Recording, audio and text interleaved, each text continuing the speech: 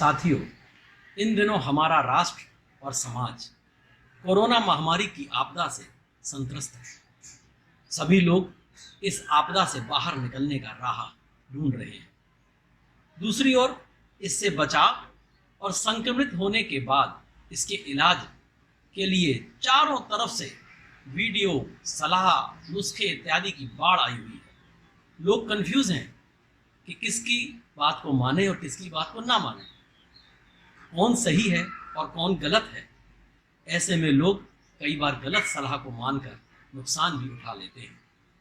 लोगों को इसी दुविधा से बाहर निकालने के लिए एक प्रयास किया है भारत विकास परिषद ने। भारत विकास परिषद का नारा है स्वस्थ, समर्थ और संस्कारित भारत। और इस समय सर्वाधिक आवश्यकता है स्वस्थ भारत की। स्वस्थ भारत को ही हम समर्थ और संस्कारित बना सकते हैं।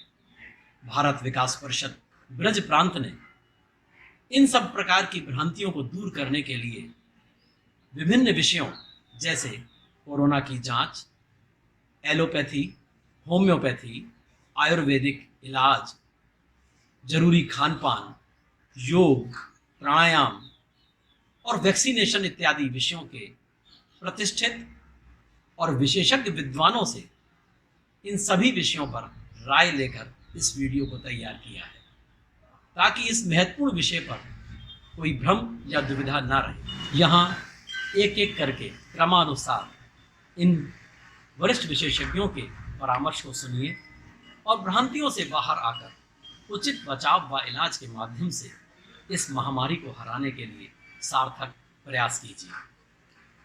इस कड़ी में सबसे पहले कोविड-19 की जांच से संबंधित अत्यंत महत्वपूर्ण सलाह दे रहे हैं आगरा के वरिष्ठतम चिकित्सकों में से एक डॉक्टर अशोक विज जी। नमस्कार, मैं डॉक्टर अशोक विज, अस्सी रोग विशेषज्ञ, आज आपकी सेवा में उपस्थित हुआ हूँ एक ऐसे विषय के बारे में बात करने के लिए कि जिससे कुछ अवधारणाएं ऐसी बन गई हैं जो समाज में लोगों से संवाद करने के दौरान मुझे लगा कि इसके बारे में एक बार बात होनी चाहिए, और वो है RT-PCR के बारे में। RT-PCR टेस्ट एक ऐसा टेस्ट है जो वायरस का DNA, RNA के संबंध में सारी जांच कर लेता है और उसकी पड़ताल करता है। परंतु एक चीज मित्रों ध्यान रखिए, ये 100% प्रूफ नहीं है। 95% स्पेसिफिसिटी है इस टेस्ट की, यानी कि 5% ये टेस्ट फेल हो सकता है। अगर आप पॉजिटिव हैं तो ये नेगेटिव भी बता सकता है, और अगर नेगेटिव हैं तो पॉजिटिव भी बता सकता है। तो कृपया इस अवधारणा को मन में ना लाएं कि मेरा टेस्ट तो नेगेटिव आया है और मुझे जो बुखार है मुझे उसकी परवाह नहीं करनी। ये ध्यान रहे कि अगर आपको सिम्टम्स हैं, और यही आज की तारीख में ICMR की, WHO की, एम्स की, बड़े बड़े प्रतिष्ठानों में गाइडलाइंस जो हैं वो यही कहती हैं कि अगर आपको बुखार है, खांसी है, गले में खराश है, सांस लेने में डिफ़िकल्टी है, RT-PCR चाहे आपका पॉजिटिव है या नेगेटिव है, डज नॉट मैटर। आपको इसका प्रॉपर इलाज करना है, आपको आइसोलेशन में जाना है, आपको दूसरों को इन्फेक्टिव होने से बचाना है। इसी का दूसरा पहलू है कि आज मान लीजिए एक व्यक्ति को पॉजिटिव हो गया, उसने इलाज किया, 2 हफ्ते के पश्चात वो टेस्ट कराता है और उसको RT-PCR नेगेटिव आ जाता है, तो वो बहुत खुश हो जाता है कि मैंने तो जंग जीत ली। जी नहीं, ICMR और WHO सबकी गाइडलाइंस आज की तारीख में ये हैं कि आपको दोबारा टेस्ट कराने की आवश्यकता नहीं है। 10 से 12 दिन में ये वायरस स्वयं ही खत्म हो जाता है, तो इसलिए ये जांच करने की आवश्यकता नहीं है कि ये अंदर शरीर में है कि नहीं। उसके रिमेन्स हो सकते हैं जो पॉजिटिव भी दे सकते हैं, परंतु वो इन्फेक्टिव नहीं होता। तो इसलिए अगर नेगेटिव आ जाए तो ज़रूरत से ज़्यादा खुश ना हो। ध्यान इस बात पे दें कि वो वायरस क्या डैमेज कर गया है। इलाज उसका होना है, उसके आने या जाने से कोई मतलब नहीं। वो आकर अंदर शरीर में क्या क्या नुकसान कर गया है उस पर ध्यान देने की आवश्यकता है, और उसमें ज़रा सी भी लापरवाही ना करें। अगर पॉजिटिव है 2 हफ्ते के बाद भी तो उसकी चिंता ना करें, ये उसके डेड रिमेन्स हैं जो पॉजिटिविटी देते रहते हैं, और this can happen even after 1 month, so उसकी चिंता बिल्कुल ना करें। ये 2 बिंदु थे जो मैं आपसे डिस्कस करना चाहता था। इसमें एक संशय हो सकता है कि लोग कहें कि हॉस्पिटल्स में क्यों नेगेटिव कराते हैं। तो हॉस्पिटल्स में टेस्ट इसलिए कराते हैं ताकि वो बिस्तर खाली करें, क्योंकि वो पेशेंट अब इन्फेक्टिव नहीं रहा तो वो या तो नॉन कोविड हॉस्पिटल में जाए या घर जाए, इसलिए वहाँ टेस्ट कराया जाता है। नेगेटिव हो गया तो उसको घर भेज दिया जाता है। अदरवाइज रोग के लक्षण जो बाकी हैं उनका इलाज तो चलना ही चलना है। तो ध्यान रहे, इस बारे में कोई भी संशय हो तो बेशक कभी भी मुझसे इनबॉक्स में बात करें। अब स्वस्थ रहें, सुरक्षित रहें, सारे प्रिकॉशंस लेते रहें। नमस्कार। कोरोना से बचाव का प्रभावी और कारगर उपाय है वैक्सीनेशन। हमें गर्व है कि दुनिया के विकसित देशों के साथ कदम मिलाते हुए भारत के महान वैज्ञानिकों ने भी भारत सरकार की प्रभावी प्रेरणा के साथ एक विश्व स्तरीय वैक्सीन तैयार की है। लेकिन कुछ नकारात्मक सोच के लोग ऐसे में भी भ्रम फैलाने से बाज नहीं आ रहे हैं। ऐसे माहौल में वैक्सीनेशन के बारे में सही और लाभदायक जानकारी प्रदान कर रहे हैं आगरा के वरिष्ठ चिकित्सक डॉक्टर अमित सिंघल जी। भारत विकास परिषद के सभी सदस्यों को मेरा नमस्कार, और आशा करता हूँ आप सभी अपने अपने घरों पे कुशल मंगल होंगे। आज भारत विकास परिषद के सदस्यों के विशेष आग्रह पर मैं आप सभी लोगों को कोरोना वैक्सीन के बारे में कुछ जानकारी साझा करना चाहता हूँ। सबसे पहली बात तो ये कि आप सभी को विदित है कि हमारे देश में 2 वैक्सीन इस समय उपलब्ध हैं, एक कोवैक्सीन, दूसरी कोविशील्ड। कोवैक्सीन हमारे देश में ही बनी हुई वैक्सीन है, जबकि कोविशील्ड एस्ट्राजेनेका कंपनी के साथ, यूके की जो कंपनी है उसके साथ मिलकर के सीरम इंस्टीट्यूट ने बनाई है। सबसे ज़्यादा उपलब्धता जो हमारे देश में जिस वैक्सीन की है वो है कोविशील्ड, और दूसरी नंबर पे आती है कोवैक्सीन। दोनों ही वैक्सीन अच्छी हैं, दोनों ही की प्रोटेक्टिव वैल्यू इस वायरस के खिलाफ अच्छी है। अगर हमारी 2 डोज लग जाती हैं तो करीब 80 से 90% बचाव कोविशील्ड करती है, और करीब 90% बचाव हमारा कोवैक्सीन करती है। तो किसी के मन में अगर ये शंका है कि ये दोनों वैक्सीन कौन सी अच्छी है, तो दोनों ही मेरी निगाह में अच्छी हैं। जो जितनी जल्दी उपलब्ध हो सके वो वैक्सीन के लिए हमें जाना चाहिए। अब भारत सरकार ने 18 साल से ऊपर के सभी लोगों के लिए ये वैक्सीन खोल दी है। तो कोवैक्सीन जनरली मेडिकल कॉलेज में उपलब्ध है, और कोविशील्ड जो है सरकारी अस्पतालों के अलावा प्राइवेट हॉस्पिटल्स में भी उपलब्ध है।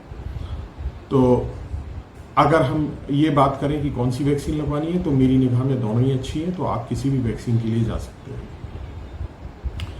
अब हम आते हैं कि वैक्सीन की क्या क्या सावधानियां हमें बरतनी चाहिए वैक्सीन लगवाने जाने से पहले। तो वैक्सीन लगवाने के दौरान भी और वैक्सीन लगवाने के बाद।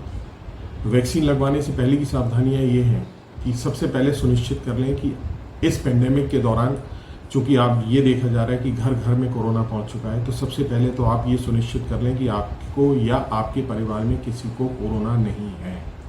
अगर कोरोना के कोई भी फीचर्स जैसे गला खराब होना, खांसी, जुकाम, बुखार अगर किसी भी सदस्य को घर में है, तो आप कृपया करके सबसे पहले अपने डॉक्टर से सलाह लें कि हमें कोई जांच तो नहीं करानी है कोविड के लिए, या कोई ऐसी चीज़ तो नहीं है जो कि कोविड जैसी इलनेस तो नहीं है हमारे घर में किसी को। अगर है तो कृपया करके वैक्सीन के लिए न जाएं।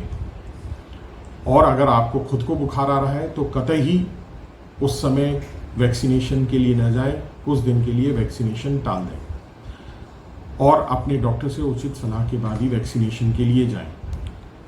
और चूँकि इसका कारण ये है कि वैक्सीन लगने के बाद अगर आपको कोरोना होता है या आपको कोरोना पहले से ही है और आप वैक्सीन लगवा लेते हैं तो कोरोना का वायरस हमारे शरीर में बहुत स्पीड से मल्टीप्लाई करता है और ये स्थिति को और गंभीर कर देता है।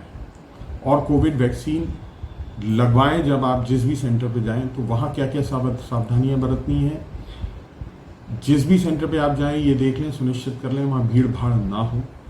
आप जाएं तो वहाँ पर अगर आपका अपना टर्न जब भी आए तो वहाँ वैक्सीन के लिए जाएं और तुरंत लगवा करके जहाँ निश्चित जगह बता रखी है वहाँ के स्टाफ ने वहाँ बैठ करके 15-20 मिनट जो भी वो कहते हैं इंतज़ार करके तुरंत अपने घर वापस आ जाएं। वहाँ सेल्फी लेने की ज़रूरत नहीं है, मास्क नीचे कतई करने की ज़रूरत नहीं है, वहाँ किसी से भी बात गप्पे लगाने की ज़रूरत नहीं है, क्योंकि आपका मास्क अगर नीचे हुआ तो ये आपकी शील्ड जो लगी हुई है वो हट गई। एक बार में ही वायरस अगर एंटर कर गया तो बहुत मुश्किल होगा। वहाँ पर सेंटर पर इतने सारे लोग होने की वजह से, चूँकि ये हवा से भी ट्रैवल करता है वायरस, तो वहाँ पे अगर एक भी अगर कोरोना संक्रमित व्यक्ति हुआ तो आपको कोरोना लगने की संभावना बहुत अधिक हो जाती है। तो इसलिए भीड़ न लगाएं, अपना बारी आने पे तुरंत वैक्सीन लेके और दूर जगह बैठ करके इंतज़ार करें और 15-20 मिनट गुजरने के बाद अपने घर पे आ जाएं। एक चीज़ ये देखी गई है कि ये वैक्सीन लगने के जो काम करना शुरू करती है वैक्सीन लगने के कम से कम 10 से 15 दिन, मिनिमम 15 दिन मान के चले आप, उसके बाद वैक्सीन इफेक्टिव अपना काम करना शुरू करती है। तो उस दौरान अगर आपको इन्फेक्शन होता है तो वैक्सीन आपका बचाव नहीं कर पाएगी। तो इसलिए सुनिश्चित कर लें कि अगले 15 दिन आप अपने घर पे ही रहें या बहुत ज़रूरी हो तभी बाहर निकलें। अगर आपको इस दौरान कोविड होता है तो स्थितियां गंभीर हो सकती हैं और पूरी तरह हमें इम्यून होने के लिए वैक्सीन से इम्यूनिटी जनरेट करने के लिए सेकेंड डोज के भी 20 दिन लगते हैं, तब हम पूरी तरह वायरस के खिलाफ इम्यून होते हैं। और पूरी तरह तो नहीं है क्योंकि ब्रेक थ्रू इन्फेक्शंस भी देखे जा रहे हैं। तो ये दोनों वैक्सीन लगाने का मतलब ये नहीं है, कतई नहीं है कि आप वायरस से फुली प्रोटेक्टेड हो गए। हाँ, आपके गंभीर रोग के गंभीर होने की स्थितियाँ ना के बराबर हो जाएंगी, मृत्यु भी ना के बराबर हो जाए, लेकिन ऐसा नहीं है कि दोनों वैक्सीन लगने के बाद भी एक आध इंस्टेंसेस में मृत्यु देखी गई है, लेकिन ये संभावना बहुत बहुत बहुत कम है। इसलिए वैक्सीन ज़रूर लगवाएं और इन सारी सावधानी को लेते हुए, ध्यान में रखते हुए वैक्सीनेशन का जो हमारा प्रोग्राम है इस देश का, मोदी जी ने जो चला रखा है, इतना बड़ा वैक्सीनेशन जो प्रोग्राम पूरे विश्व भर में सबसे स्पीड से वैक्सीनेशन हमारे देश में हो रहा है, लेकिन चूंकि जनसंख्या हमारी इतनी ज़्यादा है तो हमें वैक्सीन लगाने में बहुत वक्त लग रहा है। तब तक के लिए आप सभी लोग कोविड की जितने भी प्रोटोकॉल्स हैं, जो भी सावधानियाँ पूर्णतः उनका ध्यान रखें। वैक्सीन दोनों डोज लगने के बाद भी वैक्सीन का पूरा कोविड प्रोटोकॉल का ध्यान रखें। आशा है इन सब चीज़ों के लिए ये जानकारी आपके लिए अच्छी रहेगी और मैं आशा करता हूँ कि आप सभी लोग घर पे रहें, स्वस्थ रहें। धन्यवाद। कोविड-19 से संक्रमित होने के बाद इसकी प्रारंभिक सावधानियां और प्रारंभिक इलाज का बहुत अधिक महत्व है। इस संबंध में एलोपैथी की विभिन्न दवाएं, उनका उपचार और उनका उपयोग, इस बारे में भी तमाम वीडियो और भ्रांतियां समाज में फैली हुई हैं। इन सब भ्रांतियों को दूर करके उन दवाओं का कैसे प्रभावी उपयोग करें और क्या प्रारंभिक सावधानियां बरतें, इन सब के बारे में अपनी प्रामाणिक सलाह के साथ हमारे साथ हैं आगरा के वरिष्ठ ईएनटी चिकित्सक डॉक्टर ललित गुप्ता जी। मैं doctor LK. Gupta, ENT surgeon, आज आप लोगों के सामने कोरोना से संबंधित कुछ जानकारियां देना चाहता हूं। 2 गज दूरी, मास्क लगाना, सैनिटाइज़र, ये सब तो आप लोगों की जानकारी में आ चुका होगा, लेकिन कुछ चीज़ें हमारे पास कई मरीज इस तरह के आ रहे हैं जो ये बताते हैं कि उन्हें बुखार है, सांस फूल रही है, सिर में दर्द है, शरीर में दर्द है और दस्त हो रहे हैं, कान में कम सुनाई दे रहा है, टेस्ट चला गया है, स्वाद चला गया है, सुगंध नहीं आ रही। ये सब कोरोना के लक्षण हैं, इनको हल्के में ना लें। हो सकता है आपकी उम्र कम है तो आपको ये बीमारी होके निकल जाए, आपको एहसास भी ना हो। लेकिन ये बीमारी आपसे अगर आपके घर के बुज़ुर्गों में पहुंच गई तो उन लोगों के लिए बहुत दिक्कत हो सकती है। तो इसको हल्के में ना लें, पूरा इलाज करें। और अगर इस तरह के कुछ लक्षण हैं, डॉक्टर कोरोना टेस्ट के लिए एडवाइस करता है तो ज़रूर करवाएं। जब आप किसी डॉक्टर पर जाते हैं और कोरोना के लक्षण दिखते हैं तो उसमें सबसे पहले मेन चीज़ है ऑक्सीजन लेवल देखना। ऑक्सीजन लेवल नॉर्मल आदमी का 98, 99, 100 होता है, लेकिन अगर फेफड़े में कोई पुरानी बीमारी है तो लेवल कम भी हो सकता है, जैसे टीबी की बीमारी या फेफड़े में। और जो लोग सिगरेट पीते हैं या कम उम्र ज़्यादा उम्र के लोग हैं, उनमें 95, 96 भी नॉर्मल वैल्यू हो सकती है। ऑक्सीजन लेवल अगर हमारा 92 से नीचे चला जाए तो हमें तुरंत हॉस्पिटल में एडमिट होना चाहिए। ऑक्सीजन लेवल क्या होता है? जो हम लोग सांस लेते हैं तो एनवायरनमेंट की ऑक्सीजन हवा हमारे फेफड़ों में जाती है और शुद्ध होके निकलती है। तो जो पल्स ऑक्सीमीटर होता है वो हमारे नाखून पे लगाया जाता है, उसमें सेंसर होता है, तो वो उससे डिटेक्ट कर लेता है ब्लड का कलर कितना है। जो ऑक्सीजनेटेड ब्लड होता है उसके कलर से वो हेल्प से वो पता कर लेता है ऑक्सीजन लेवल क्या है। और अगर आप पल्स ऑक्सीमीटर जब लगा रहे हो तो देख लें नाखून में कोई निशान वगैरह तो नहीं है। 2-3 उंगलियों में बदल बदल के लगा के देख लें। अगर एक में सैचुरेशन सही नहीं आ रहा है तो दूसरे में लगा के देखें। कई बार सेल वीक होने से भी सैचुरेशन लेवल सही नहीं आता है, तो नई सेल डाल के भी देख लें।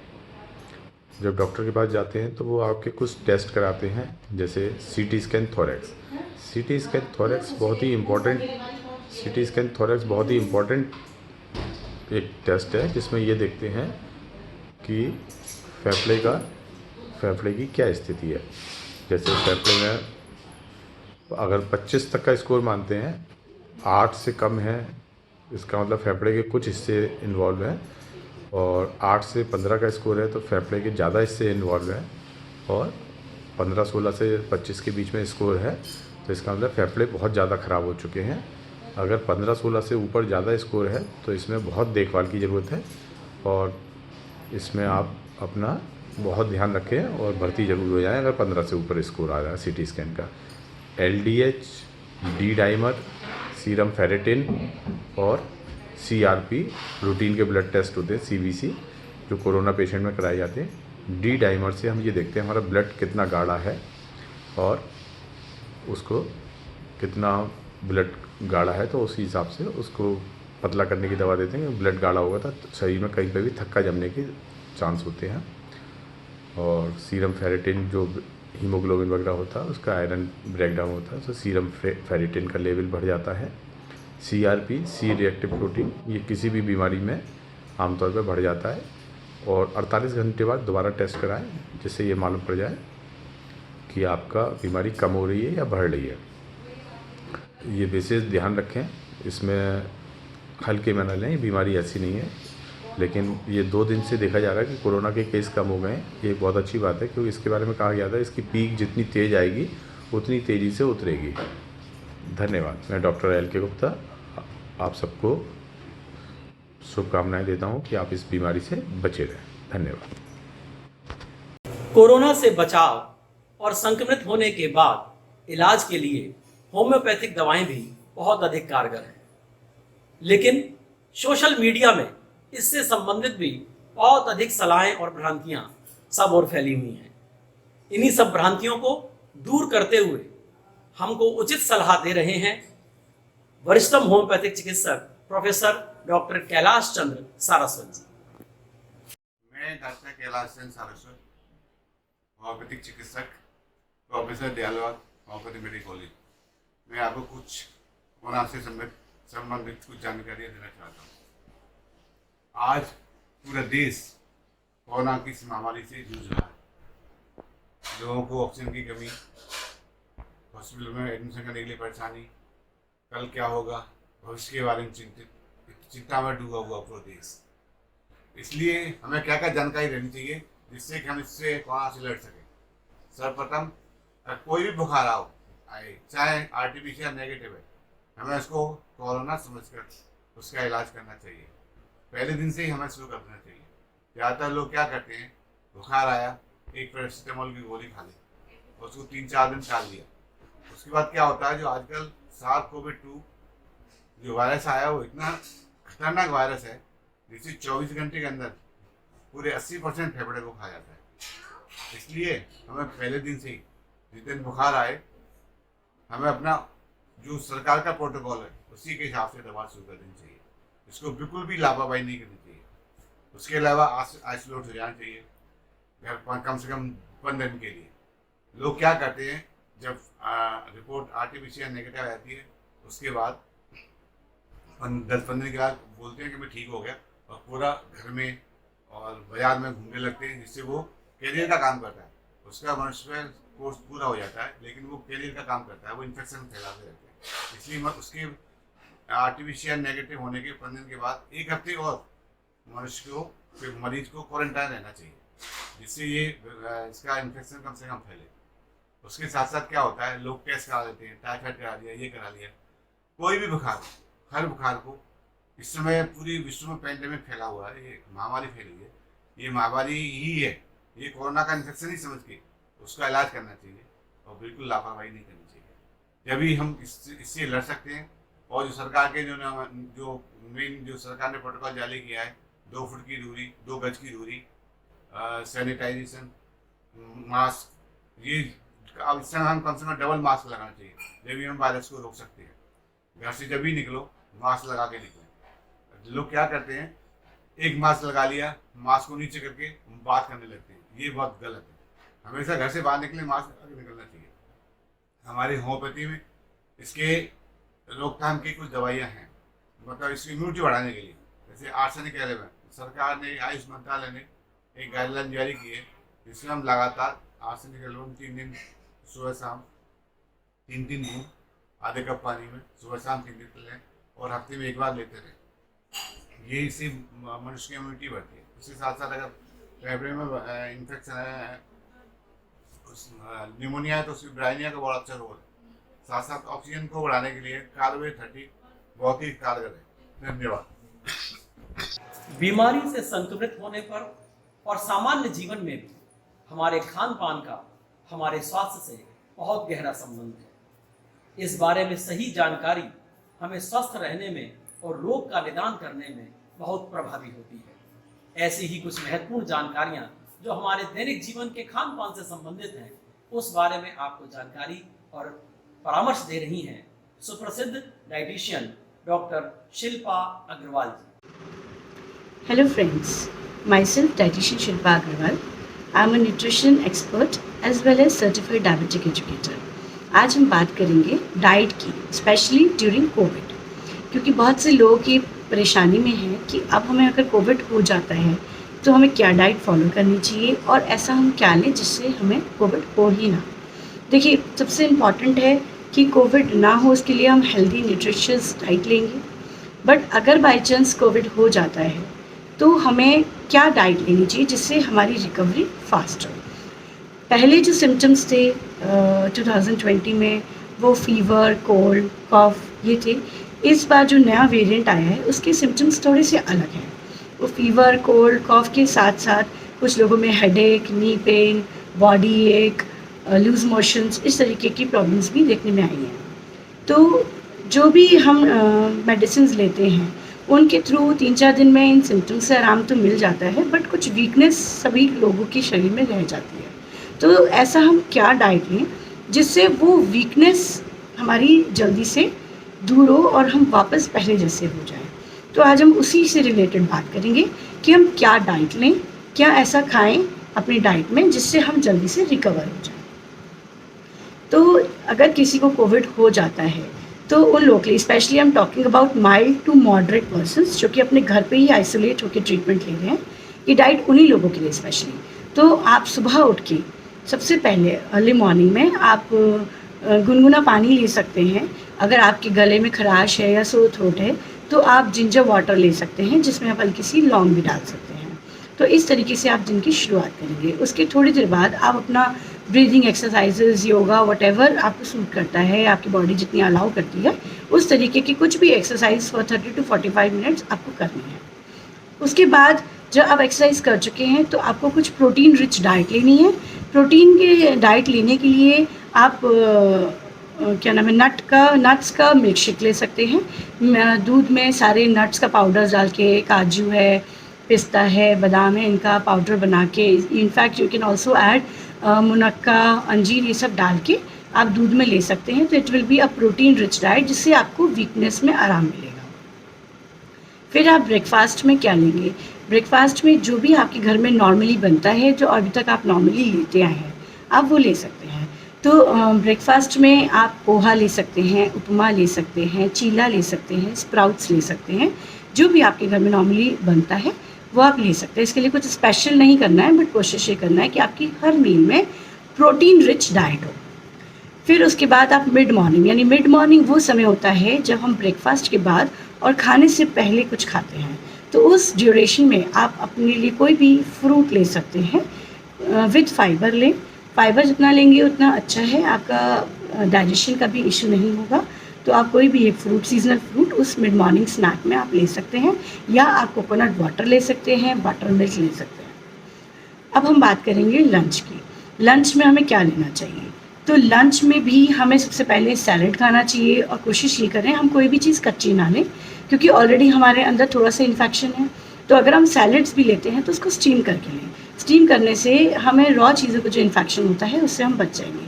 तो हम स्टीम करा हुआ सैलड ले सकते हैं, 1 कटोरी दाल ले सकते हैं, 1 कटोरी दही या फिर छाछ ले सकते हैं। आप 1 कटोरी कोई भी हरी सब्ज़ी लीजिए, और आप 1 रोटी खाइए। रोटी अगर मिस्सी खाने तो अच्छा है, अगर नॉर्मल आपको पाती है तो आप वैसे भी खा सकते हैं। तो ये आपका हुआ लंच। अब लंच के बाद आधे घंटे के बाद आप अपना रेस्ट कर सकते हैं। एकदम खाने के बाद हमें तुरंत नहीं लेटना चाहिए। तो खाने के आधे पौन घंटे के बाद आप थोड़ी देर के लिए अपना नैप ले सकते हैं। फिर इवनिंग में आपको क्या लेना है? इवनिंग में आप लेना है, जैसे आपको कुछ भी चाय कॉफ़ी की जिन लोगों को आदत है, कोशिश करें अगर आप इसके बिना रह सकते हैं तो वेल एंड गुड, अदरवाइज़ आप अपना ले सकते हैं, बट कोशिश करें चीनी की मात्रा कम से कम हो। फिर आप शाम के टाइम पे स्प्राउट्स चाट ले सकते हैं, मखाना चाट ले सकते हैं, और आप चीला बनाना चाहें आप चीला भी ले सकते हैं। आप उसके संग जैसे लिक्विड में अगर किसी लेना है ग्रीन टी ले सकते हैं, आप अपना हर्बल टी ले सकते हैं, जिंजर टर्मिक टी ले सकते हैं, बटर मिल्क ले सकते हैं। अगर उधर आपने कोकोनट वाटर नहीं लिया है तो आप इधर ले सकते हैं। तो इस तरीके के कुछ ऑप्शंस हैं जिसमें से आप चूज़ कर सकते हैं। डिनर में हमें कोशिश करनी है कि हम डिनर टाइम पे करें, बहुत ज़्यादा लेट ना हो, 7 से 8 के बीच में हम अपना डिनर कर लें। फिर डिनर में भी हमें थोड़ा सा लाइट खाने की कोशिश करनी है, बट प्रोटीनिशियस हो। तो आप उसमें मल्टीग्रेन खिचड़ी ले सकते हैं, स्प्राउट्स ले सकते हैं, मूंग की दाल का या बेसन का चीला, ढोकला ले सकते हैं, कुछ भी फर्मेंटेड चाहे इडली है आप वो भी ले सकते हैं। अगर किसी को ये सब नहीं बना है, रोटी ही खानी है, तो लेकिन आप दाल एज वेल एज दाल के साथ आप रोटी भी ले सकते हैं। तो ये कुछ ऑप्शंस हुए जो कि आप डिनर में ट्राई कर सकते हैं। और हमें ये देखना है स्पेशली ड्यूरिंग कोविड कि हम थोड़ा थोड़ा खाएं, पर हर थोड़ी थोड़ी देर में खाते रहें, और वो न्यूट्रिएंट डेंस हो। हमारी जो मेजर 3 मील्स हैं उसमें प्रोटीन ज़रूर हो, क्योंकि प्रोटीन से वीकनेस भी दूर होती है, और प्रोटीन से हमारा पेट फुल भी हो जाता है। तो जो भी वीकनेस हमें इस कोविड की ड्यूरेशन में आ रही है वो हमें प्रोटीन लेकर ही दूर होगी। जिन लोगों को सप्लीमेंट्स बताए गए हैं वो सप्लीमेंट्स ले सकते हैं, नहीं तो प्रोटीनेक्स एक जनरल सप्लीमेंट है, आप वो भी ले सकते हैं, उससे भी वीकनेस दूर होती है। ये चार्ट एक जनरलाइज चार्ट मैंने आपको बताया है, बट जो अलग अलग लोगों के अलग अलग पैरामीटर्स होते हैं उनके हिसाब से इंडिविजुअलाइज्ड और कस्टमाइज्ड बनाया जाता है। तो this is for general people. अब जिन लोगों को लूज़ मोशंस हो रहे हैं तो वो कहेंगे हम मिल्क एंड मिल्क प्रोडक्ट्स कैसे लें। तो जिन लोगों को भी पेट का प्रॉब्लम है वो थोड़े दिन के लिए, जब तक उनको लूज़ मोशंस हैं, वो मिल्क और मिल्क से बने प्रोडक्ट्स को अवॉइड करें। जब लूज़ मोशंस ठीक हो जाएं तो वो ले सकते हैं, क्योंकि वेजिटेरियन डाइट्स में प्रोटीन के जो सोर्सेज होते हैं वो यही होते हैं, दूध से बने पदार्थ, पनीर, टोफू, दालें, लेग्यूम्स, पल्सेस, इस तरीके की चीज़ें हमें अपने डाइट में इंक्लूड करनी ही करनी है। और इसके अलावा भी अगर आपके दिमाग में कोई भी क्वेश्चन आता है रिलेटेड टू कोविड तो आप मुझसे ज़रूर पूछ सकते हैं any time. Thank you so much. Corona के निदान में ही नहीं, स्वस्थ व खुशहाल जीवन के लिए भी हमारे दैनिक जीवन में योग का बहुत अधिक महत्व है। विश्व स्तर पर योग की प्रामाणिकता को स्वीकार किया गया है, किंतु सही जानकारी के अभाव में कई बार हम इसका पूर्ण लाभ प्राप्त नहीं कर पाते हैं। इसी बारे में हमको उचित सलाह और प्रामाणिक जानकारी दे रहे हैं योग शिक्षक श्री दीपक अग्रवाल जी। हेलो दोस्तों, आज का कोविड का जो कठिन समय चल रहा है उसमें आप स्वयं को कैसे स्वस्थ रखें, उसके लिए मैं दीपक अग्रवाल योग प्रशिक्षक आपको कुछ टिप्स बताऊंगा जिससे आप स्वयं को कैसे स्वस्थ रख सकते हैं और अब स्वयं को कोविड संक्रमण से कैसे बचा सकते हैं। और अगर आप किसी तरह से संक्रमित हो भी जाते हैं तो जल्द से जल्द कैसे रिकवर हो सकते हैं योग और प्राणायाम के माध्यम से, वो आज मैं आपको महत्वपूर्ण जानकारी देने का प्रयास करूंगा। स्वस्थ रहने के योग प्राणायाम का बहुत महत्व है। प्राणायाम करने से हमारी इम्यूनिटी बनी रहती है जिससे हम आसानी से संक्रमित नहीं होते हैं। इससे हमारे लंग्स मजबूत होते हैं। नियमित रूप से योग प्राणायाम करने से हमारे लंग्स, हमारा हार्ट बहुत मजबूत रहता है और हम आसानी से किसी भी वायरल इन्फेक्शन से अफेक्टेड नहीं होते हैं। और किसी वजह से अगर हम अफेक्टेड हो भी जाते हैं तो हम प्राणायाम करके स्वयं को जल्द से जल्द रिकवर कर सकते हैं। आज तो सारे डॉक्टर्स भी और कोविड हॉस्पिटल्स में भी प्राणायाम को बहुत महत्व दिया जा रहा है। वहाँ भी सुबह शाम पेशेंट को योग प्राणायाम कराया जाता है जिससे वो जल्द से जल्द रिकवर हों।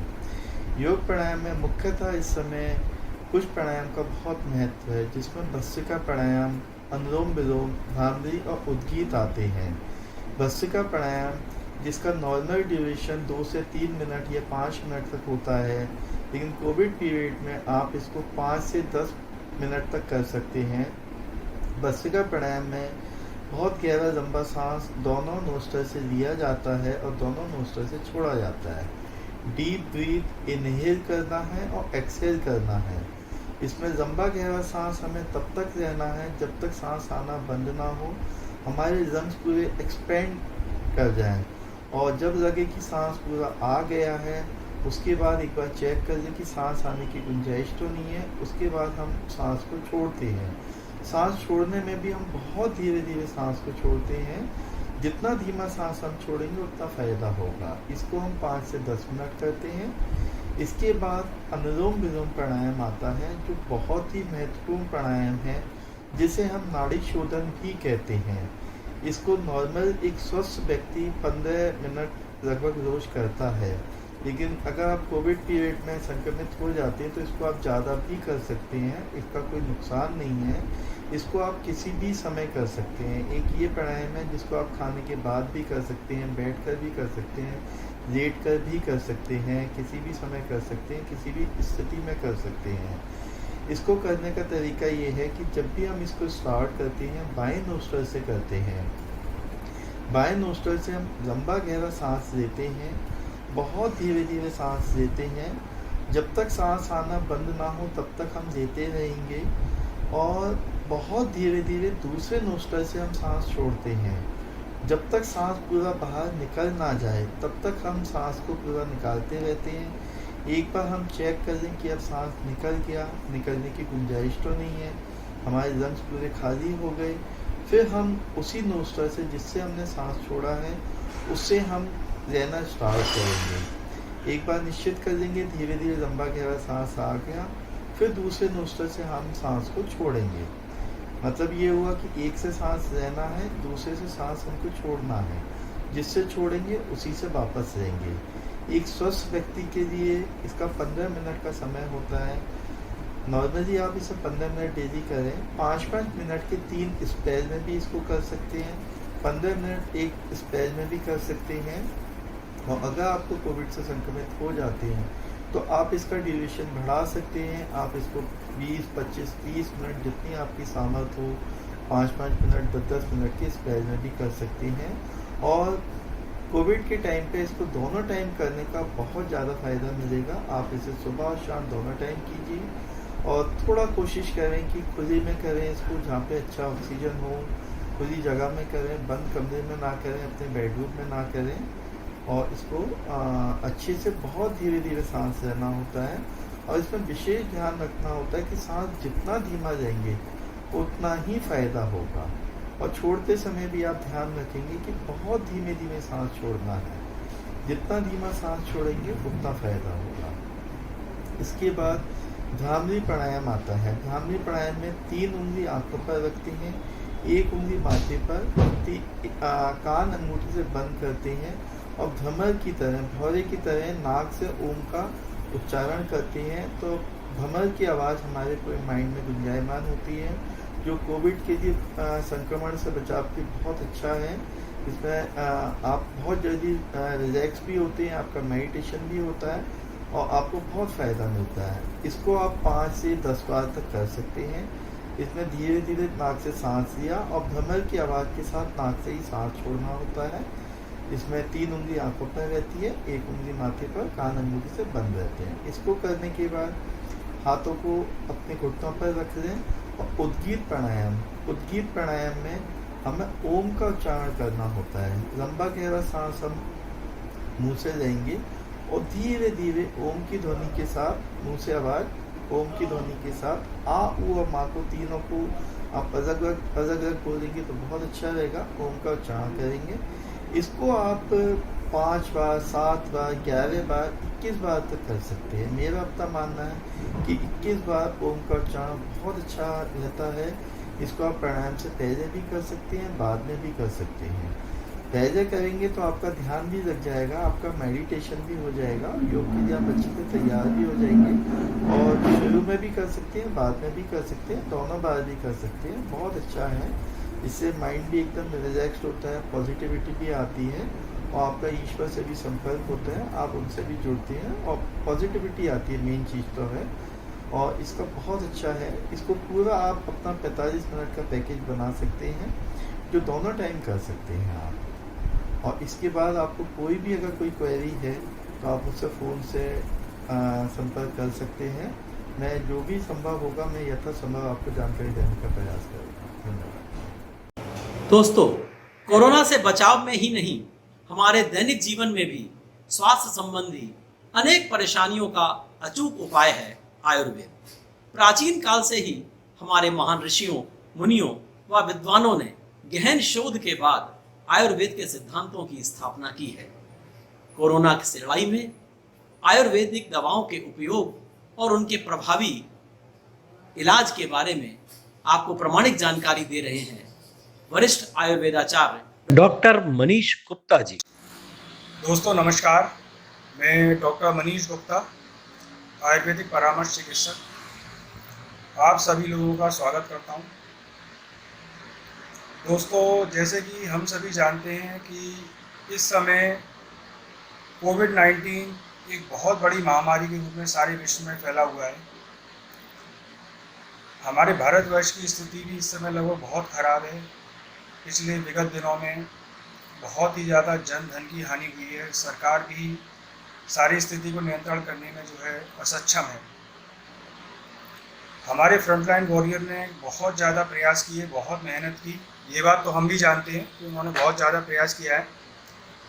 डॉक्टर्स का बहुत ज़्यादा योगदान रहा और विशेष रूप से मैं कहना चाहूँगा कि आयुर्वेदा का इसमें बहुत बड़ा योगदान रहा है कोविड-19 को कंट्रोल करने में, क्योंकि प्रत्येक व्यक्ति ने कहीं ना कहीं आयुर्वेदा को इस दौरान अपनाया है और अपनी रोग प्रतिरोधक क्षमता को भी बढ़ाया है और अपने शरीर का भी ध्यान रखा है। दोस्तों, मैं आपसे कहना चाहूँगा कि आयुर्वेदिक मेडिसिन में बहुत शक्ति है, बहुत ताकत है, पर थोड़ा सा हमें अपने आप को बदलने की ज़रूरत है।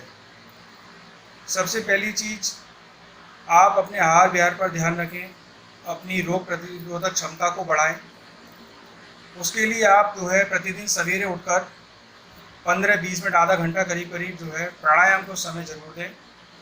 अनुलोम विलोम, भस्त्रिका, है ना, तो प्राणायाम के द्वारा आप अपनी फेफड़ों की वाइटल कैपेसिटी को बढ़ा सकते हैं। तो प्रतिदिन आप जो है प्राणायाम जरूर करें, मेरा आपसे कहना है। 10 से 15 मिनट सुबह की धूप में ज़रूर बैठें, क्योंकि उससे विटामिन डी का सिंथेसिस होता है बॉडी के अंदर।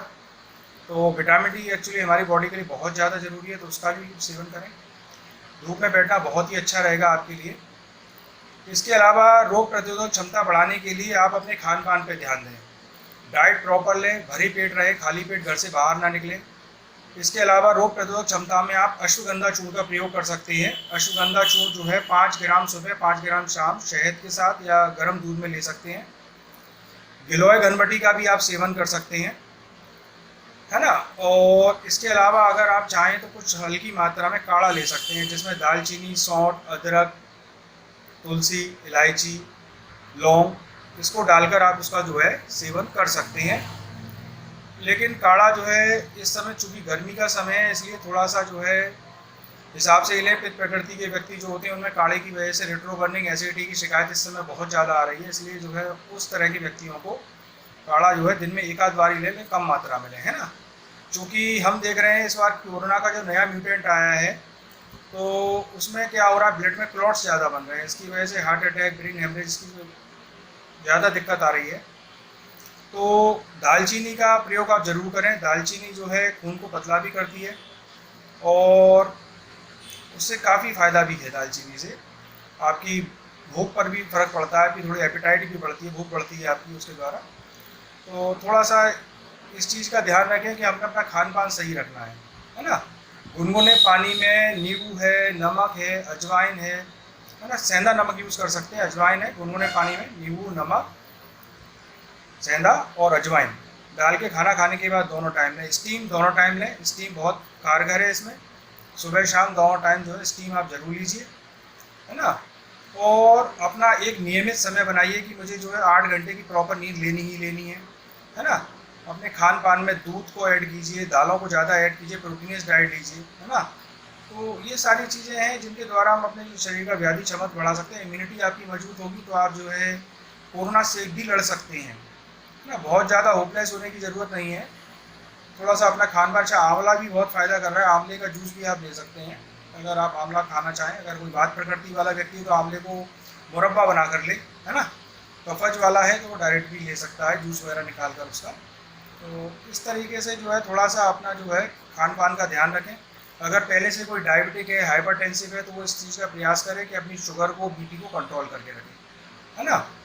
तो ये सारी चीज़ें हैं। इसके अलावा अगर फिर भी अगर कोई व्यक्ति संक्रमित हो जाता है तो उसको किसी चीज़ से डरने की ज़रूरत नहीं है। अगर आपको फीवर आता है तो आप किसी चीज़ से घबराइए मत, तुरंत आप अपना जो है टेस्ट कराइए या अपने किसी चिकित्सक के संपर्क में आप तुरंत आइए, है ना। चिकित्सक के संपर्क में आना, ऐसा मत करिए कि 2 दिन 3 दिन 4 दिन आप बाहर मेडिकल से दवाई लेकर खा रहे हैं या पैरासीटामोल खाकर काम चला रहे हैं। देखिए इसमें क्या होता है कि सिम्टम्स जो है बढ़ते हैं डे बाई डे, सिम्टम्स बढ़ने लगते हैं। सांस लेने में दिक्कत, चेस्ट में दर्द, खांसी, बुखार, वीकनेस, ऑक्सीजन लेवल कम होना। तो उस समय क्या होता है कि जो है मेडिसिन बहुत ज़्यादा प्रभावी नहीं रह जाती है, फिर उसमें ऑक्सीजन की ज़रूरत पड़ती है, वेंटिलेटर की ज़रूरत पड़ती है, आपको हॉस्पिटलाइजेशन की ज़रूरत पड़ती है और ऑक्सीजन लेवल कम जाता है।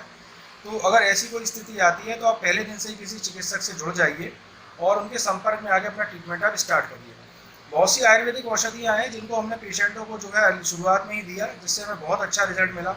जैसे कि पेशेंट को फर्स्ट डे बुखार आया तो हमें लगा कि हाँ ठीक है, उसे लगा खांसी है, गले में दर्द है, तो हमने पहले दिन से जो है आयुर्वेदिक ट्रीटमेंट स्टार्ट किया। जैसे कि सीतोप्लादी चूर्ण हम उनको देते हैं, गिलोय घनबटी देते हैं। इसके अलावा एक एमिल फार्मा की टैबलेट आती है फिफाट्रॉल, उसका बहुत अच्छा रिजल्ट मिला है मुझे। मैंने उसको काफ़ी चलाया, एक गोली सुबह शाम एडल्ट पेशेंट में दे सकते हैं। तो इस तरह से जो है, इसके अलावा जो है स्वर्ण बसंत मालती रस है, उसका भी रिजल्ट बहुत अच्छा है। बहुत सारी मेडिसिन है। देखिए वो सिम्टम्स के, पेशेंट के सिम्टम्स के हिसाब से और पेशेंट की जो ज़रूरत है उसके हिसाब से हम दवाइयों को देते हैं, है ना। महासुदर्शन घनबटी है, तो उसका तो जो पेशेंट को सिम्टम्स होते हैं या उसकी जो नीड होती है उसके हिसाब से ट्रीटमेंट दिया जाता है। तो आप जो है अपना समय ना खराब करें। अगर आपको लगता है कि आपके शरीर में कोई समस्या आ रही है तो आप तुरंत टेस्ट कराएं और तुरंत किसी चिकित्सक के संपर्क में आके अपने ट्रीटमेंट को कंटिन्यू करें। क्योंकि देखिए अगर ऐसा है, सिम्टम्स जब ज़्यादा बढ़ जाते हैं, परेशानी ज़्यादा बढ़ जाती है, ऑक्सीजन लेवल बॉडी का कम हो जाता है, तो उस समय जो है मेडिसिन का बहुत ज़्यादा रिजल्ट नहीं रहता है। फिर उस कंडीशन में डॉक्टर्स भी कहते हैं कि आप जाइए, आपको ऑक्सीजन की ज़रूरत है, या ऑक्सीजन आप घर पे व्यवस्था करिए या हॉस्पिटलाइज हो जाइए। तो वो स्थिति नहीं आनी चाहिए। पहले हम लोग अपने शरीर को, पहले व्याधि क्षमता को बढ़ाना है, इम्यूनिटी को बढ़ाना है, अपने खान पान को सही करना है। लेकिन फिर भी अगर कोई समस्या आती है तो तुरंत डॉक्टर से आप अपने कंसल्ट करें, है ना। तो मेन बात ये, देखिए समय बहुत ख़राब है और हम सबको ये समय मिलकर जो है बहुत अच्छे से काटना है। अपने आप को मस्त रहें, व्यस्त रहें, अपना ध्यान रखें, अपने परिवार का ध्यान रखें, क्योंकि ये समय थोड़ा सा कठिन है और हम लोगों को अपने आप को प्रयासों के द्वारा 2022 में लेकर जाना है। पूरे परिवार को। अपना ध्यान रखें। धन्यवाद।